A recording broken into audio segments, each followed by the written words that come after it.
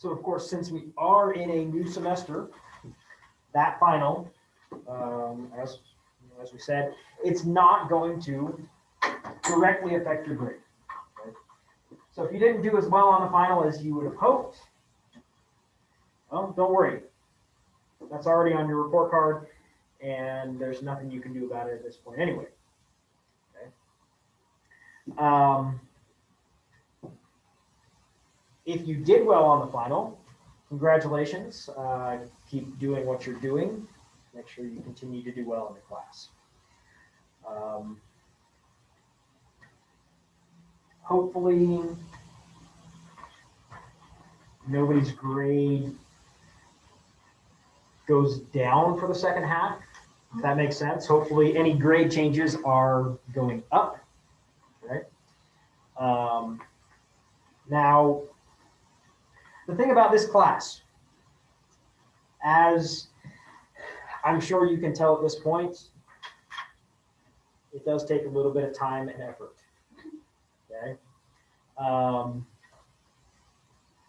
But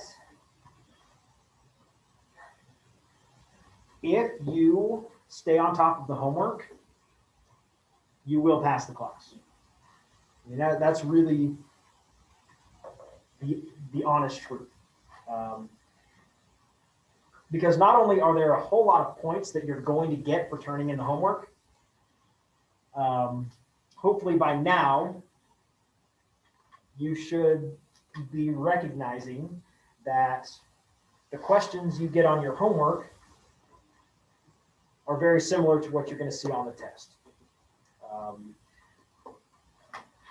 So doing that homework and doing it correctly, not just looking up answers, but actually knowing how to do the problems and knowing why the answers are the answers that they are,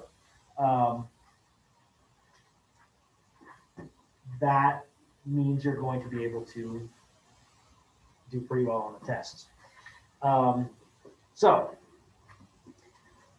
that is my absolute biggest piece of advice in chemistry. Stay on top of the homework. Okay? If you are struggling with the homework, if you're not sure about how to do things, I sit right here during study hall. Okay? You can come ask questions. I'm not going to do your homework for you, but I will help you figure it out. Okay? And if you can figure it out, then you're going to be able to do well on the test. Honestly, if you do well on the homework, you can pretty much fail the tests and still pass the class. Wait, what? That's possible? There's so many homework points. Yeah. There's so many homework points that if you do well on the homework, I have to go. Now, on every single one. Now you're not going to get an A, That's fine. but you will pass the class. Yay. If you want to get an A, then you have to do well on the homework and the test. But yes, if all you're concerned about is passing, so you don't have to come and sit in this classroom again next year, No, if I see material. Then yeah, make sure you stay on top of the homework because there are enough points in the homework to pass the class. Anyway, we're not going to take class time to go over the test, mostly because that material isn't directly going to be on anything this year, or the second half of the year, I mean.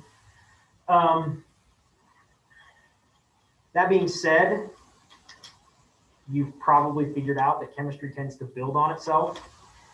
So even though I'm not going to directly say, directly give you questions like how many valence electrons does this have, you might still have to be able to figure that out. Okay. So as you know, if there's any concepts that you want to go back over, You can find them on YouTube.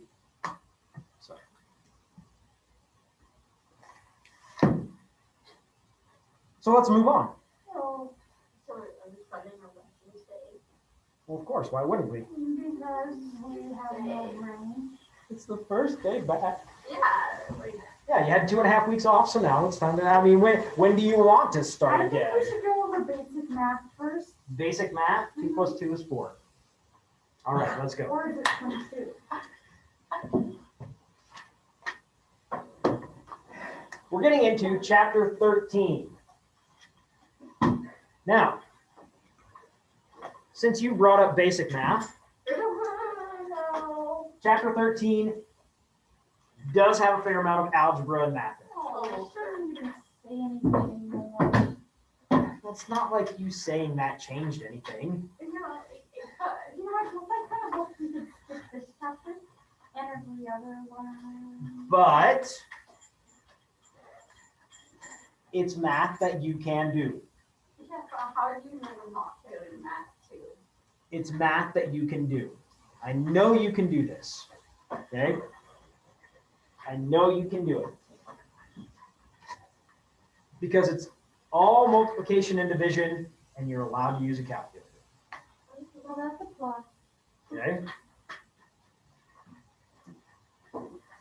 To be honest, the hardest part is making sure the numbers that it gives you in the problem get put into the right spot. Oh, it gives you the problem? Well, yeah, the problems always give you all but one value, and you have to find the last one. That's how the problems work. So,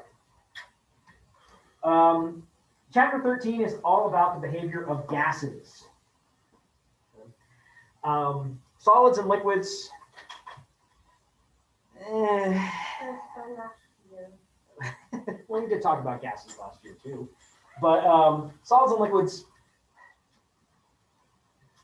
they don't change that much under different conditions. So we don't really do much with them. Gases, however, if you change the conditions that gases are under, things change quite a bit. Okay. And we started talking about some of these changes when we talked about gases last semester. But we're really going to start explaining them now, and we're going to put some mathematical values to them. Okay. So today, we're going to go over several different gas laws. Okay. Now, a scientific law is basically explaining something that we've seen happen in nature. Okay. So, the first one relates pressure and volume. So if we change the pressure, how does the volume change? If we change the volume, how does the pressure change? Okay.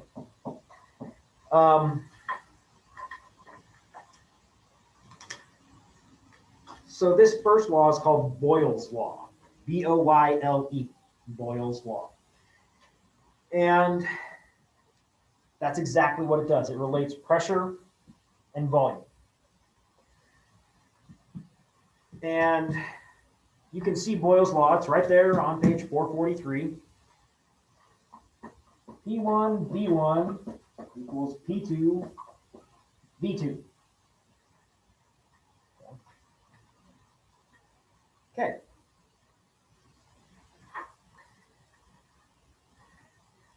So let's throw some math at you. This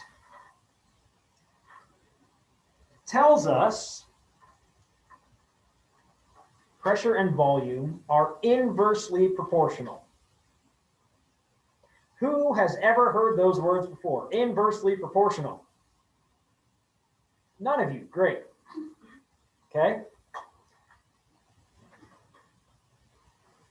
Inversely proportional is the mathematical way of saying when one goes up, the other goes down. I've heard this before somewhere. Okay? You may have heard it in your math classes at some point, but that's what it means. When one value goes up, the other value goes down. That is inversely proportional. And think of it. Okay? So let's just throw some really, really simple numbers into this. Okay? So if this is 2, and this is 6, okay? So if we raise the pressure from 2 to 3, is the volume going to go up or down? Oh, no, yeah. I don't know. Okay. It's inversely proportional. So if the pressure goes up, what happens to the volume? Goes down. Goes down. Okay. Now you should be able to see that already.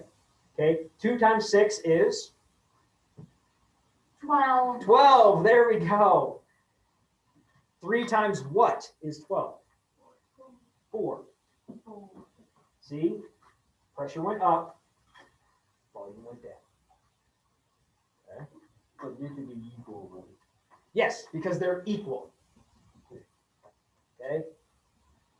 So whatever these two multiplied together equal, these two have to equal as well. That's Boyle's law. Now let's do an example that's not quite just 2 times 6 and 3 times 4. Okay. So let's show you what you can expect on homework, tests, and things like that. So this example problem, 443, okay? So a diver blows a 0.75 liter air bubble 10 meters underwater. As it rises to the surface, the pressure goes from 2.25 atmosphere to 1.03 atmosphere. What will be the volume of the air bubble at the surface? Now I found it helps to just keep track of things, okay? So if you're dealing with Boyle's law, we have 4 different things in this equation.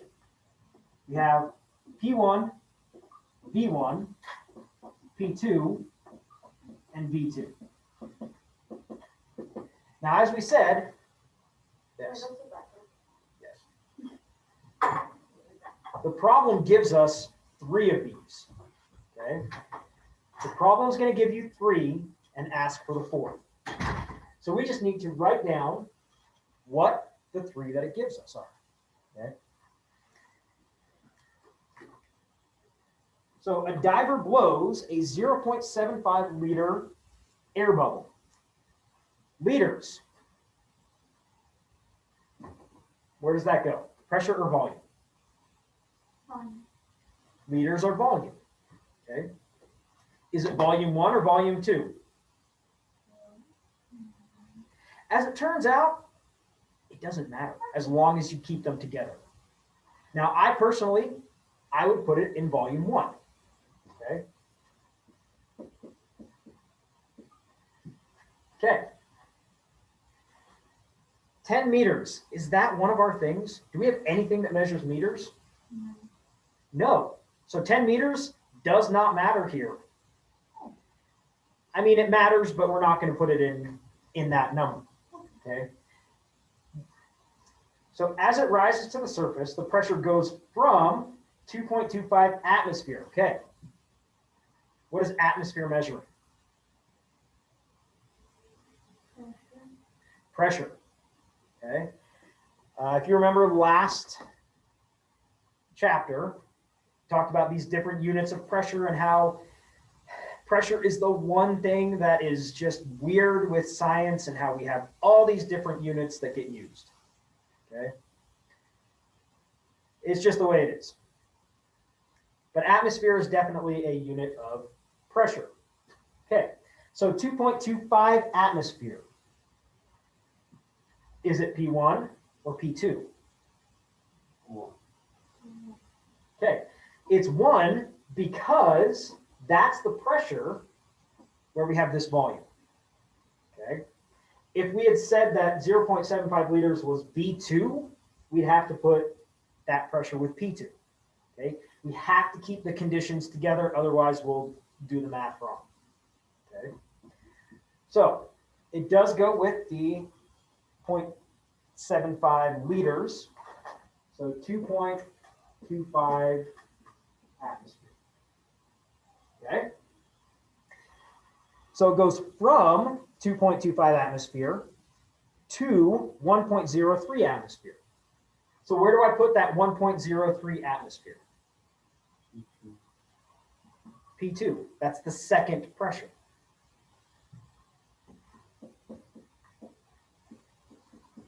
Okay. So now we have 3 out of the 4. If we finish reading, it should say something about the final volume. Okay. What will be the volume of the air in the bubble at the surface? Okay. So this is what we're looking for. Problem gave us all these. We need to find that. Now, I like to do my algebra moving around before I substitute. I just find it easier that way. You don't have to. You can do it either way. We need to get whatever we're looking for alone on one side of the equation. Okay. So this right here, we need to get by itself. Well, the way we do that, we divide both sides by P2. Okay? Because P2 divided by P2 is 1, disappears. So now we know if we take pressure 1 multiplied by volume 1 and divided by pressure 2, that's going to give us volume 2. Oh. Okay? We take P1, 2.25, times V1, 0.75, and we should keep our units in here. And P2. Now, atmosphere cancels out, and we're left with just liters, which is perfect because we're looking for a volume. Okay. That's why it's a good idea to keep your units, because it tells you if you've done your algebra right. If you move things around incorrectly, you'll get a weird unit. So, and now we just go to our calculator. 2.25 times 0.75 divided by 1.03. All it is. Okay. And if you were to put that in your calculator, you would get 1.6 liters. So question, does it make sense? Remember, this is inversely proportional. The pressure has gone down. So what should happen to the volume? Go up. Did it go up? Yeah, so it went from 0.75 to 1.6. Okay, so that makes sense. Okay, that's our just sort of test. Does the answer make sense? Okay. Honestly, if that made sense to you, the rest of today is going to be a lot like that. Okay, we're going to do plenty more examples, but really that's what today is. Okay, we're going to have a couple different laws that we're going to give examples of, but really it's you get everything but one, move things around until the one that you're looking for is on the other side by itself, do the math. Okay, that's today. That right there is pretty much what we're doing today, but we're going to do a couple different other examples.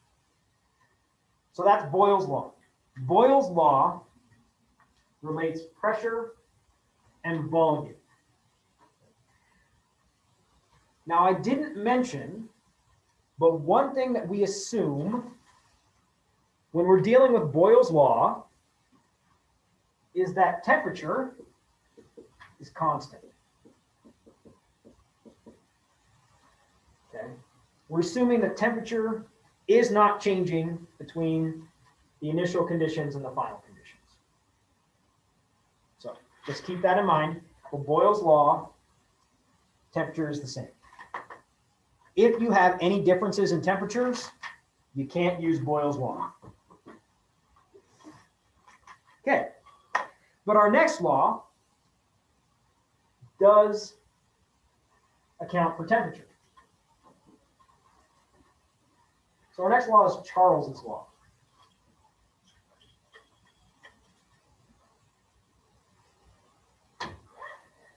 Charles's law relates volume and temperature.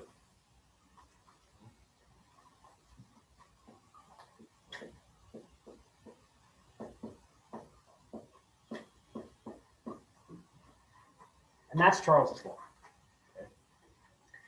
V1 over T1 is equal to V2 over T2.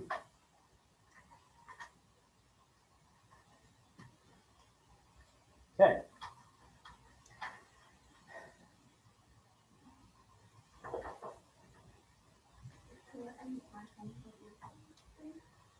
So the way this works, volume and temperature are actually no longer inversely proportional. They are now directly proportional. And that basically means the opposite. Okay? So now, if one goes up, the other also goes up. Okay? So pressure and volume were inversely proportional, which means if one goes up, the other goes down. Volume and temperature are directly proportional, which means if one goes up, the other goes up.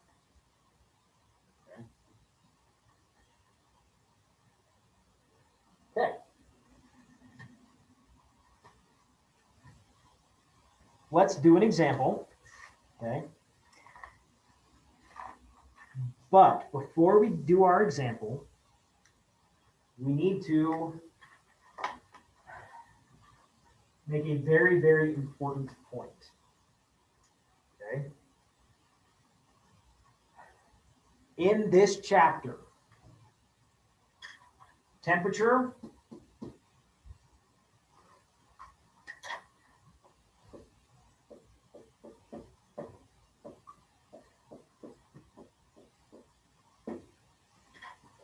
we need to deal with in Kelvin. Okay.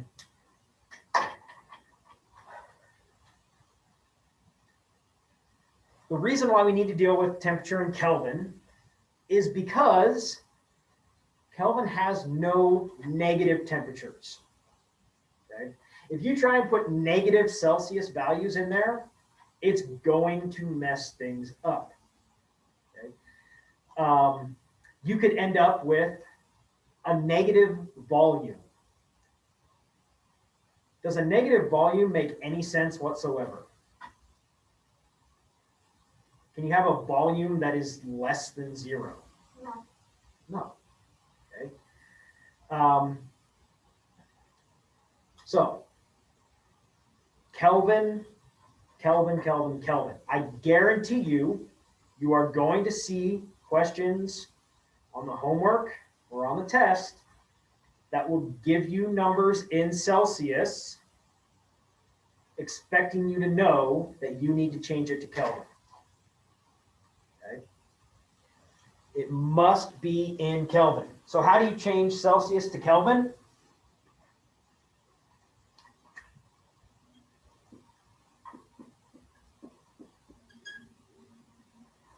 You add 273. Okay.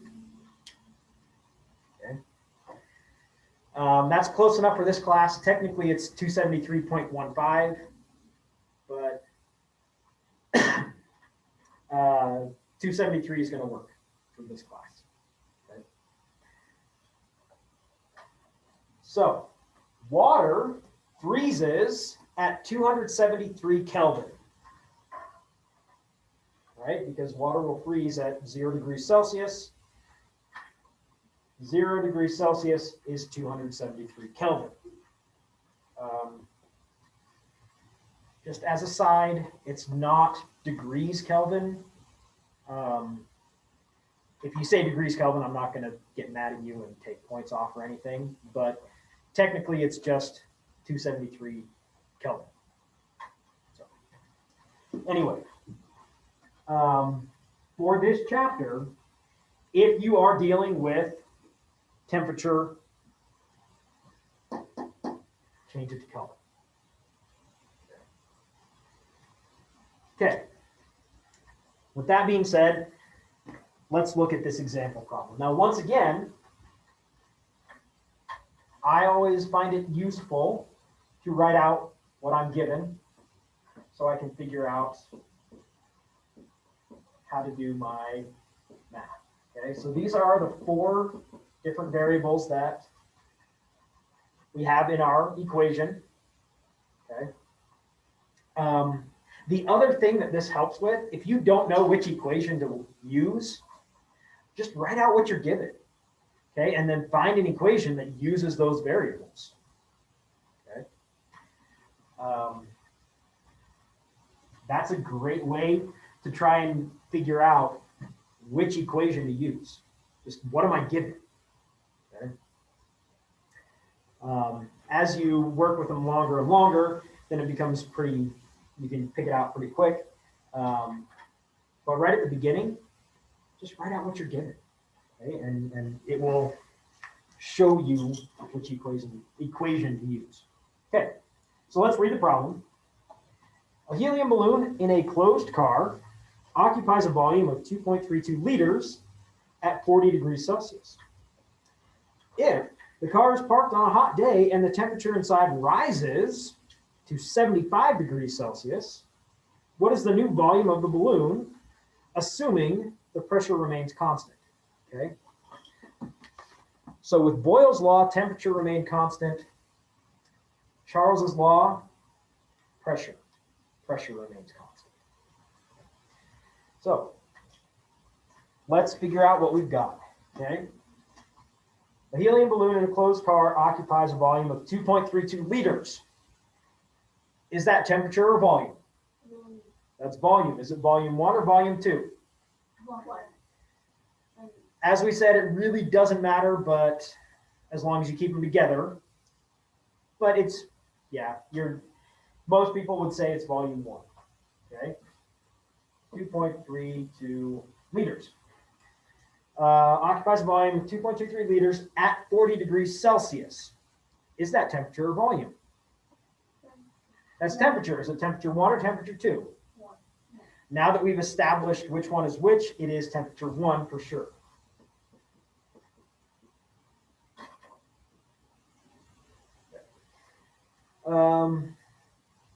Temperature rises to 75 degrees Celsius. Which one is that? 2. That's temperature 2.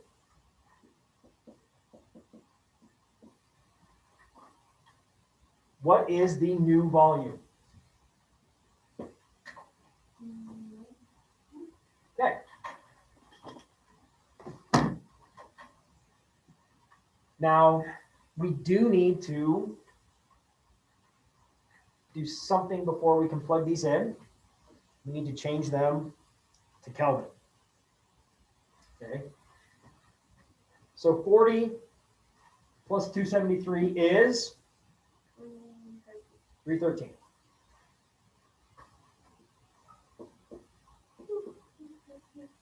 And then 75 plus 273 is 348. Okay, so those are our temperatures that we're going to use. Like I said, I like to do my algebra first. I think it just makes it a little bit cleaner, easier to write. Of course, to be honest, at this point in my life, I do my algebra mostly in my head. But anyway, we need to isolate V2. So right here, what we're going to do, we're going to multiply by T2 on both sides. Because that's the wonderful thing about algebra. You can do whatever the heck you want as long as you do it to both sides. But now these have been eliminated, and we know we just need to do T2 times V1 over T1, and that gives us V2. So now we can plug in. So we have 348 Kelvin times 2.32 liters divided by 313 Kelvin. Okay. And now we just plug that into our calculator. Okay. And that's going to give us, if we trust the math in the book, 2.58 liters.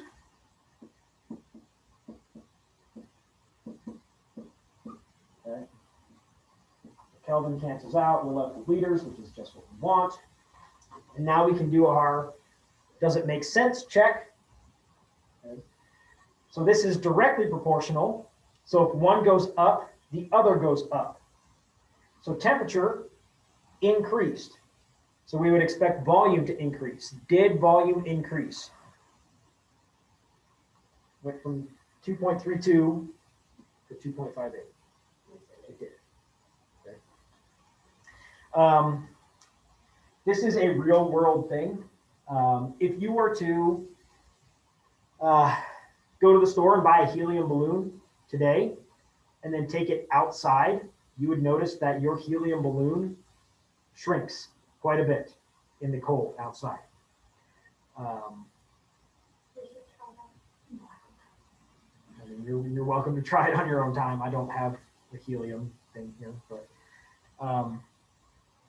yes, if you have, and really it's any balloon. So, I mean, if you have a balloon at home, you could blow it up inside and then take it outside and see it shrink.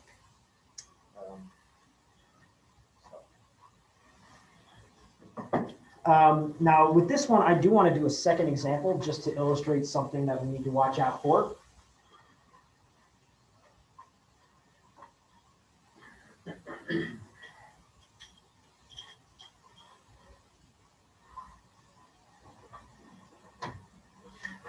And the example that I want, we'll write the law up here again. So it's practice problem number 5. Okay. A gas at 89 degrees Celsius occupies a volume of 0.67 liters. At what Celsius temperature will the volume increase to 1.12 liters? Okay. So, as we go through here, it gives us 89 degrees Celsius. We'll put right here in T1. And a volume of 0.67 liters. At what Celsius temperature? So we know we're looking for T2. Will the volume increase to 1.12 liters? Okay. Now first,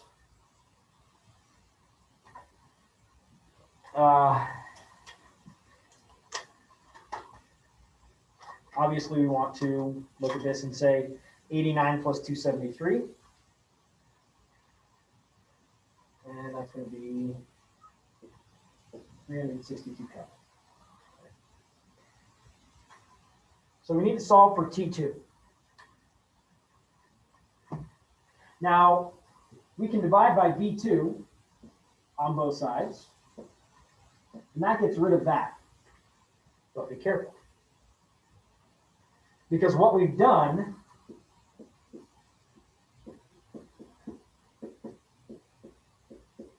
is that. It's 1 over T2. Okay. You can't take something from the denominator and just throw it into the numerator. Okay. So you need to watch out for that. I see it happen on a regular basis in my classes. Okay. So how do we solve this? Well, remember how I said you can do whatever you want as long as you do it to both sides? We can just flip it.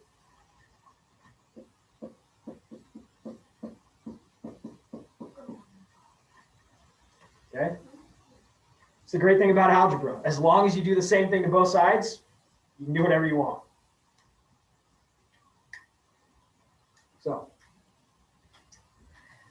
So now we can plug in what we have. 1.12 liters times 362 Kelvin over 0.67 liters. Okay. And we put this into our calculator. 1.12 times 362 divided by 0.67. We get around 5 Kelvin. Now, the question did ask for the temperature in Celsius. So we take 605, we subtract 273, and we get 332.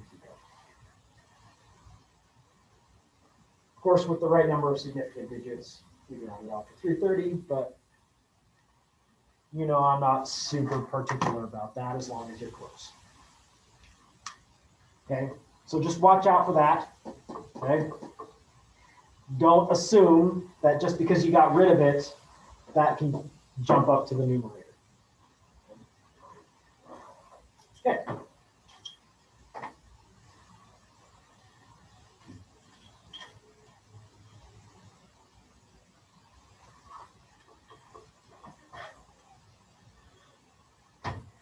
All right, our next law, Gay-Lussac's law.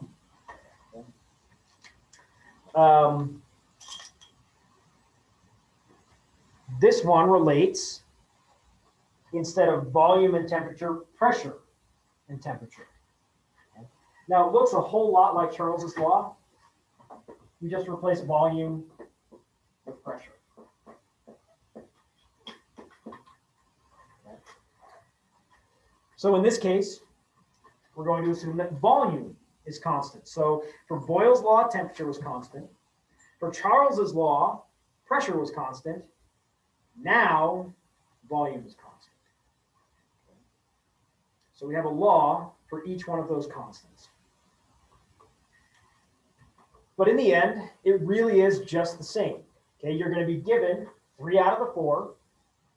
Find the last one. So let's look at this example. Also, I will mention this one is also directly proportional. One goes down, the other goes down. One goes up, the other goes up. Okay.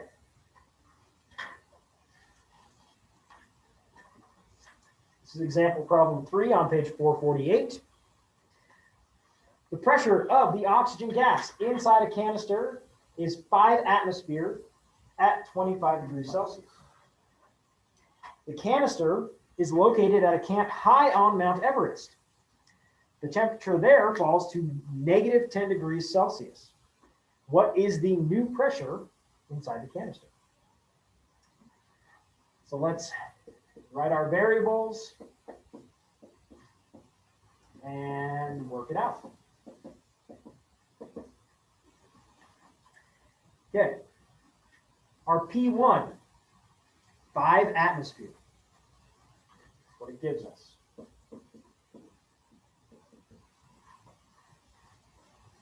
At 25 degrees Celsius.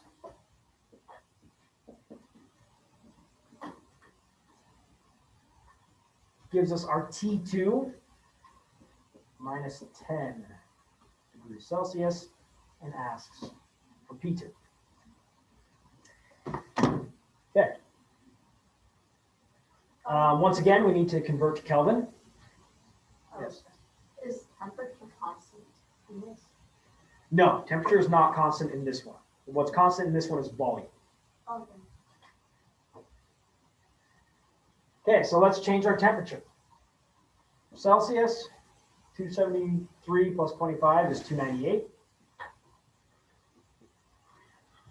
Negative 10 plus 273 is 263. Let's do our algebra. We want to get P2 alone on one side. So we're going to multiply by T2 to get it off of this side. We have to do that over here too. So now we know T2 times P1 divided by T1 equals P2. Okay. And now we just, as we say, plug and chug. Okay, we plug in the numbers and put them in our calculator. There we go. So T2, we established, is 263 Kelvin. P1, 5 atmosphere. Divided by T1, which is 298 Kelvin. Kelvins cancel out. We're left with atmosphere, which is just what we want. Plug that into our calculator. We get 4.41 atmosphere. Once again, we do our does it make sense check. Temperature went down. They're directly proportional, so we expect pressure to go down as well. We went from 5 to 4.41. It makes sense. Okay. So we've had these three laws where first we had temperature constant, then we had pressure constant, this time we had volume constant. What if none of them are constant? Then we use what's called the combined gas law. And don't worry, it really is more of just the same.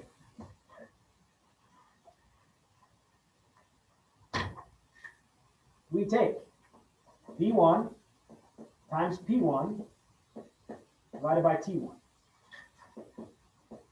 V2, P2, T2. Okay. So if you look at that, you can see all three of the other laws. Okay. We take out temperature. Look at that. We've got Boyle's law. Okay. We take out volume. Okay, that's Gay-Lussac's law. We take out pressure. That's Charles's law. By the way, I don't care that you know the names of the laws. Okay, that's not something that I'm going to expect you to memorize. Also, this is the law that I put on the front of the test. Okay? This is what you will get. I don't put all of them because the other ones are found in this law. Okay? What you would do, just take out whatever's constant. Okay? Like I said, if temperature is constant, just take it out, and you're left with the law for constant temperature. Okay? So this is the only one that's on the test because it's the only one that you need. The only difference with this one, the problems that you get, instead of having 3 things given to you, you'll have 5 things given to you. You'll still have all but one. Okay? So it might mean a few extra keystrokes on your calculator, but in terms of conceptual difficulty, it really isn't any more difficult. So let's do the example so that we can see that. Once again, let's write down all of our variables. Okay, we've got 6 of them this time.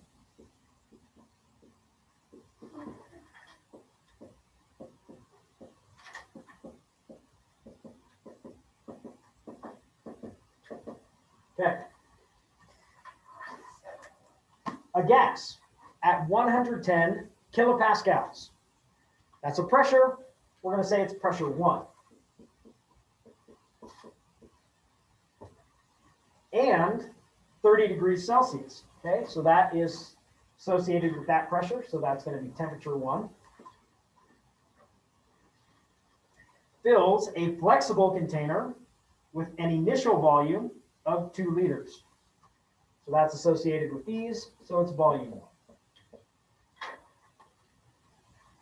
If the temperature is raised to 80 degrees Celsius, so that's our second temperature, and the pressure increases to 440 kilopascals, that's our second pressure.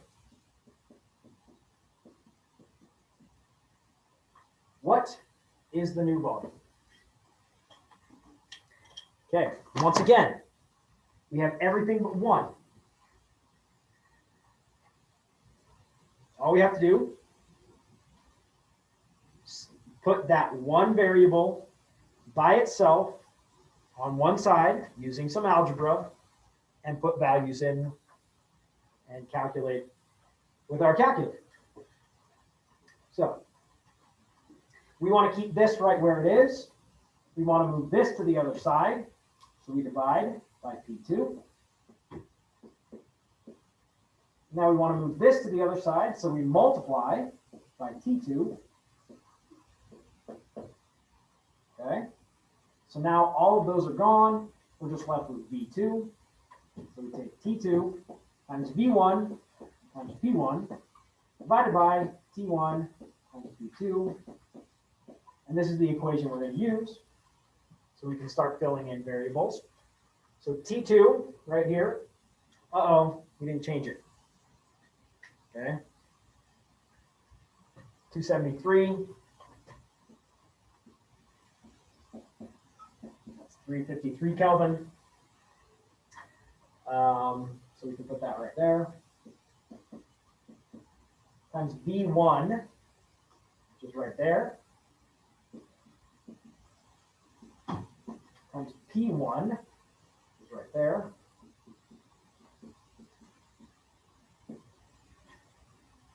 And then T1, which we haven't changed yet either, but 30, that's 303 Kelvin. Times P2, which is down here.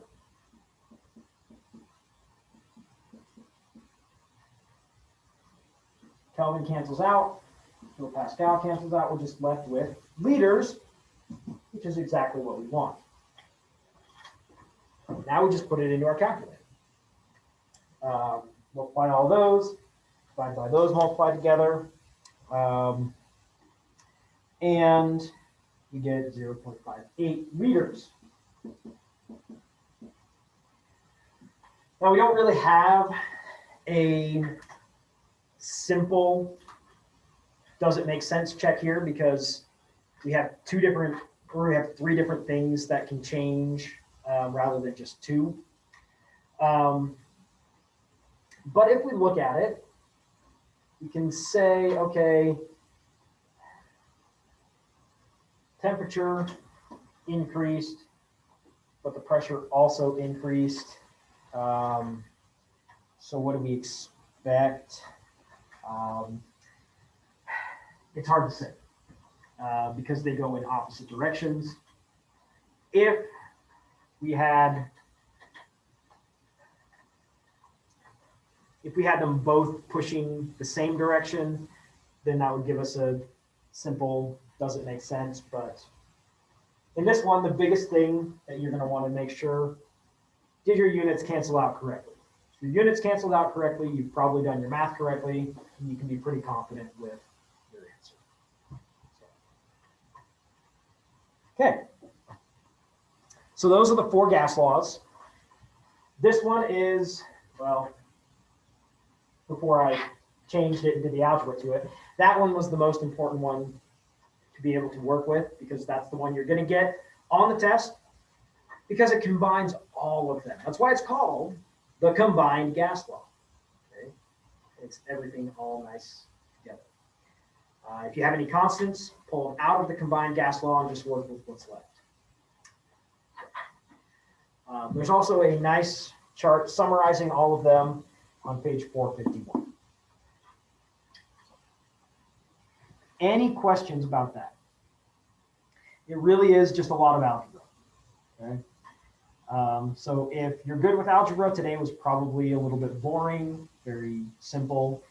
If algebra is not your thing, well, you'll get some more practice with it with tonight's homework. So.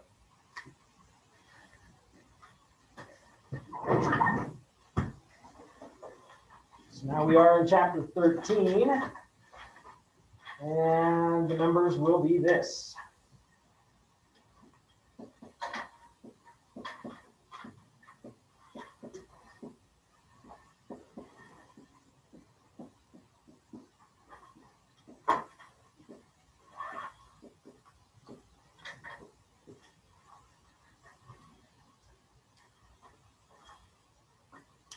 The first few are conceptual.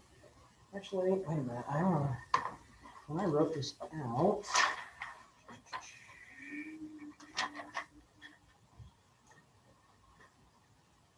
don't do 53. We didn't talk about it. It's like one of those questions asks something that actually doesn't come up until another section.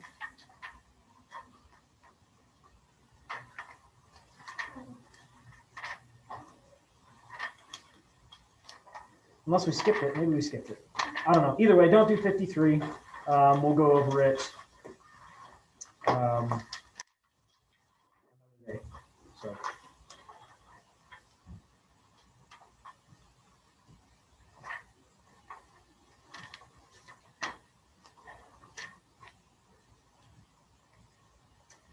Yep, there it is. It's in section 2. I don't know why it asks that question in the section 1 homework.